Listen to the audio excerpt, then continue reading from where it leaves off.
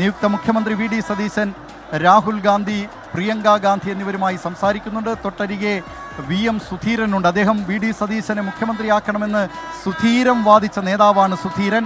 അദ്ദേഹം ഇതാ വേദിയുടെ മുൻനിരയിൽ തന്നെ എത്തിയിട്ടുണ്ട്. ഒരുപക്ഷെ ഭരണപരിഷ്കാര കമ്മീഷൻ അധ്യക്ഷ സ്ഥാനത്തേക്ക് VM സുധീരൻ വന്നാലും അത്ഭുതപ്പെടേണ്ടതില്ല.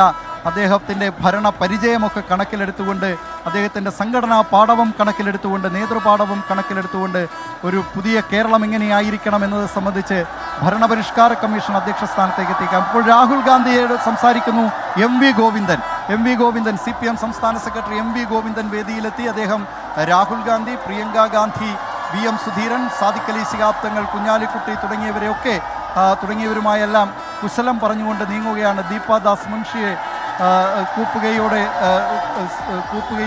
നൽകുന്നുണ്ട്. അങ്ങനെ ഈ നേതാക്കളെയെല്ലാം ഇവിടേക്ക് എത്തിക്കുന്നു, എല്ലാവരെയും ഇവിടേക്ക് സ്വീകരിക്കുകയാണ്. തെലങ്കാന മുഖ്യമന്ത്രി രേവന്ത് റെഡ്ഡി എത്തിച്ചേർന്നിട്ടുണ്ട്. തെലങ്കാന മുഖ്യമന്ത്രി രേവന്ത് റെഡ്ഡിയും സത്യപ്രതിജ്ഞാ ചടങ്ങിനായി എത്തിയിട്ടുണ്ട്. അങ്ങനെ വലിയ കരഘോഷം. ഓരോ നേതാക്കളും വേദിയിലേക്ക് എത്തുമ്പോൾ പ്രവർത്തകരുടെ അണമുറിയാത്ത കരഘോഷമാണ്, അണമുറിയാത്ത ആഹ്ലാദമാണ് ഇവിടെ കാണുന്നത്. അങ്ങനെ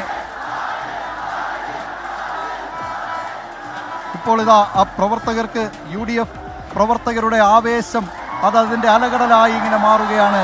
എം വി ഗോവിന്ദൻ, CPIM സംസ്ഥാന secretary M V Govindan, AICC അധ്യക്ഷൻ മല്ലികാർജുൻ ഖർഗെയെ കാണുന്നുണ്ട്.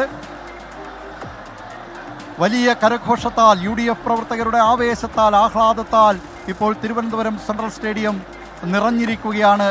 ദേശീയ നേതാക്കളുടെ സാന്നിധ്യത്തിൽ, കോൺഗ്രസിൻ്റെ മുഖ്യമന്ത്രിമാരുടെ സാന്നിധ്യത്തിൽ ഇതാ കേരളത്തിൽ കൂടി, ഇന്ത്യയുടെ ഭൂപടത്തിൽ ഇങ്ങ് തെക്കേയറ്റത്തുള്ള ഒരു ചെറിയ ഒരു സംസ്ഥാനം, ആ സംസ്ഥാനത്ത് ഇതാ കോൺഗ്രസിൻ്റെ ത്രിവർണ്ണ പതാക വീശിയിരിക്കുകയാണ്. ആ